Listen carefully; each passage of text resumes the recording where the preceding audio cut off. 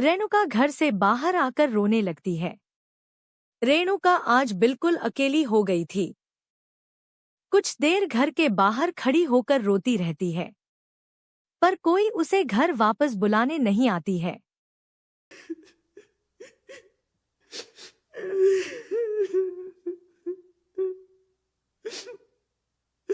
रेणुका समझ जाती है अब उसके लिए इस घर में कोई जगह नहीं है।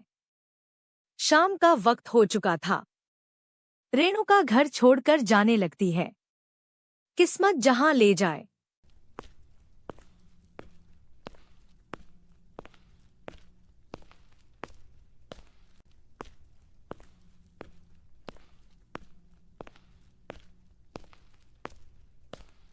चलते चलते शाम से रात हो चुकी थी। रेणुका एक पेड़ के नीचे चबूतरे पर बैठ जाती है।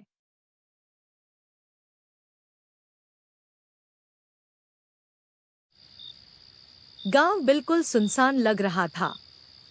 कहीं एक कुत्ता भी दिखाई नहीं दे रहा था। बेचारी रेणुका भूखी प्यासी, थकी हारी, अब तो दिमाग भी काम नहीं करी थी। डरी सहमी हुई रेणुका सोचने लगती है अब रात को कहाँ जाए।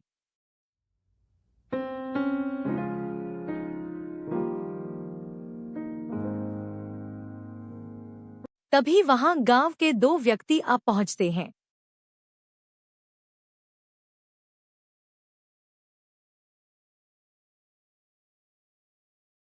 अरे बेटी, कौन हो तुम? और इतनी रात को क्या कर रही हो यहाँ? पहले तो कभी नहीं देखा इस गांव में तुम्हें। रेणुका कुछ नहीं बोली, चुपचाप बैठी रही, ऐसा मानो उसके पास कहने को कुछ नहीं हो। तभी गांव के एक बूढ़ी दादी आती है और कहती है,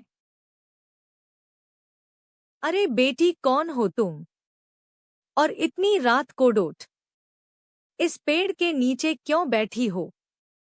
ऐसा जान पड़ता है तुम बहुत दुखी हो। चेहरा देखकर जान पड़ता है तुम भूखी और थकी हो। रेणुका सारी बातें उस बूढ़ी दादी को बताती है। कैसे सौतेली माँ और सौतेले भाई ने उसे घर से निकाल दिए।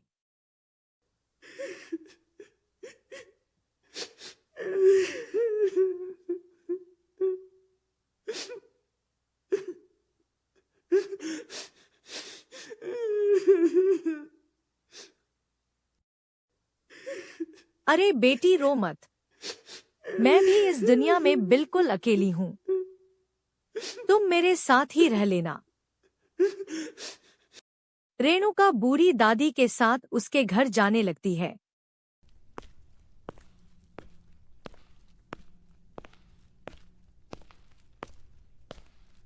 थकी हारी रेणुका को अब थोड़ी सी राहत मिलती है। चेहरे खिल उठते हैं और मन शांत हो जाती है। ऐसा लगता है जैसे जीवन की शुरुआत फिर से हुई है। रेणुका बिस्तर पर बैठी बीते दिनों को याद कर रही होती है। तभी दादी खाने की थाली लेकर आती है। ऐसा लग रहा था दादी आज उन्हीं के लिए खाना बनाई थी। रेणुका बड़े ही चाव से खाना खा रही थी। ऐसा लग रहा था कई दिनों से वह भूखी थी।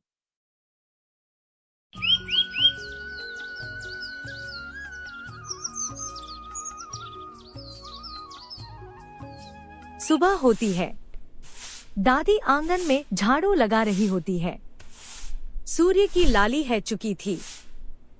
सूर्य की किरणें खिड़की और दरवाजे से अपनी प्रकाश बिखेर रही थी।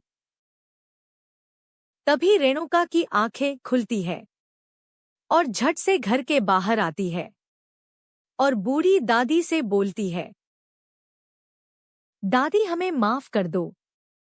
मुझे उठने में बहुत देर हो गई। लाइए आपके घर का सारा काम मैं किए देती हूँ।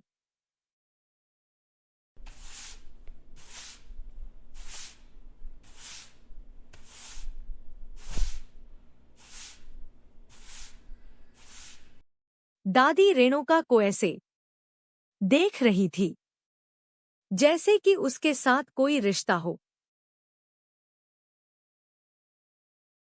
यह है गांव के सबसे अमीर आदमी, सेठ ललन जी। ऊपर वाले की दया से उनके पास सब कुछ है, लेकिन इसके सबसे बड़ी दौलत इनका बेटा है। अरे बेटा राकेश, मैं चाहती हूं कि अब तुम शादी कर लो।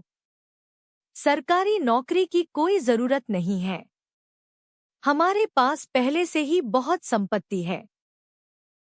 अरे माँ, धन दौलत के लिए तो कोई भी हमसे शादी कर लेगी।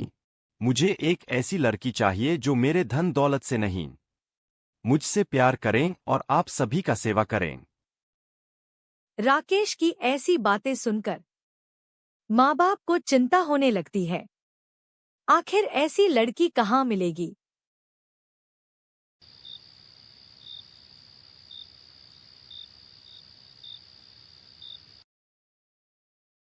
एक रात रेणुका दादी से कहती है, दादी कल मैं यह घर छोड़कर चली जाऊंगी।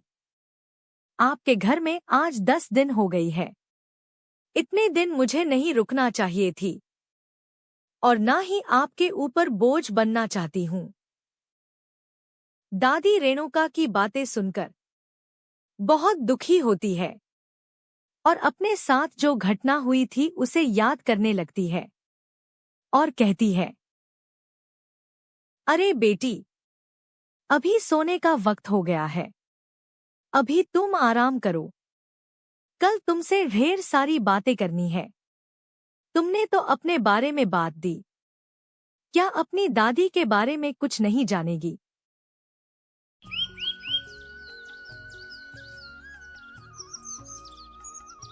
अगले सुबह गांव में हलचल मच जाती है।